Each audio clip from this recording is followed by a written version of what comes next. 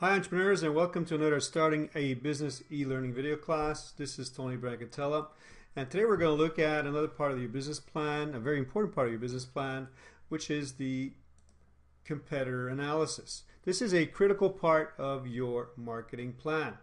So with this evaluation, you can establish what makes your product or service unique, and therefore also what attributes your play up in order to attract your target market. So competitive analysis is an assessment of strengths and weaknesses of current and potential competitors and could be defined the following way. Identifying your competitors and evaluating their strategies to determine their strengths and weaknesses relative to those of your own product or services.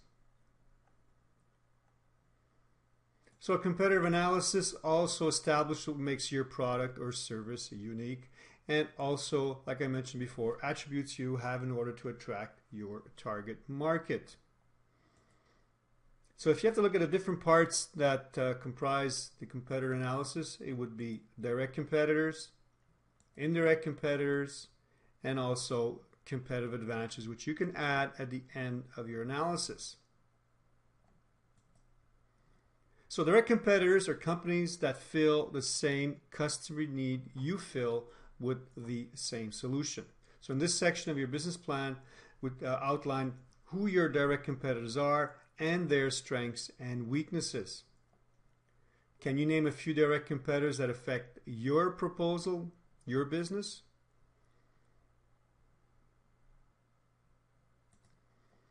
Indirect competitors are companies that fill the same customer need you fill with a different solution. So in this section of your business plan, outline who your indirect competitors are and their strengths and weaknesses. Can you name a few indirect competitors?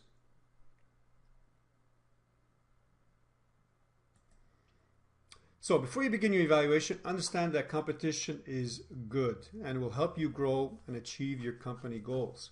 So evaluating your companies by placing them in strategic groups according to how they directly compete for the share of your customer's dollar. So evaluate your companies by placing them in these groups and understanding the fact that competition is good and not bad.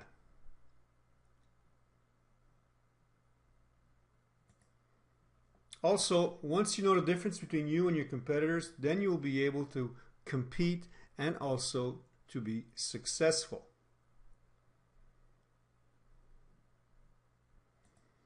So where do you begin? Well, you have to evaluate your competitors by placing them in groups or strategic groups.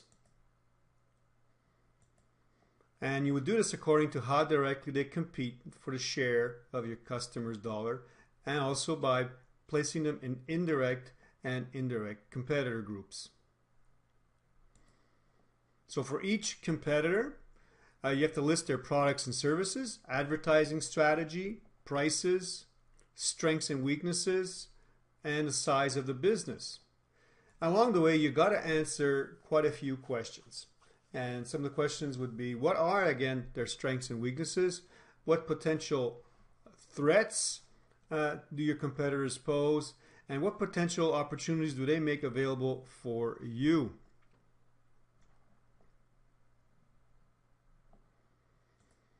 So a quick and easy way to compare your product or service to a similar one on the market is to make a competition grid.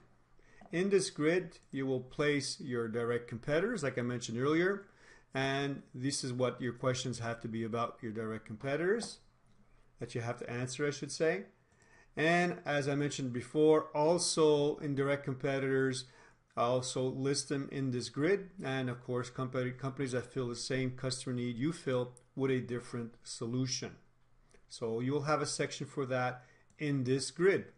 So here you have direct competitors and indirect competitors. Now I have indicated that you can mark down 3 and also list down 3 here for your indirect competitors. Really what I'm looking for, if it's possible, the most I'd like to get is to have 3 direct competitors and 1 or 2 indirect. But I want you to focus on your most important one that is direct and what is the most important one for you that is indirect. Then you can place their product, their pricing, what you consider their strength to be, or what the market considers their strength to be, their weakness, what you consider to be their weakness, their size of business, in size meaning in dollars possibly, or how far do they span, and here in the end, your advantage. Now I don't leave you a lot of space here to fill all this in. You can take this grid and make it bigger using the Word doc and not just writing in these little spaces. I also will give you a grid that shows your SWOT analysis. So your SWOT analysis shows your strengths, your weaknesses, your opportunities, and the threats. So if it looks something like this. So strengths, areas you do well or advantages of your organization, and your weaknesses, areas to be improved. You have your opportunities, external factors that may contribute to your organization and can build up your strengths, and you also have your threats, potential problems, risks caused by external factors that your organization may face. One of course would be money, cash flow. So that's it. So take a look at that, and we'll discuss a little bit more in class. This is an initial step also for your business plan. We'll go into a little bit more details about the business plan in the next class. Thank you, and see you then.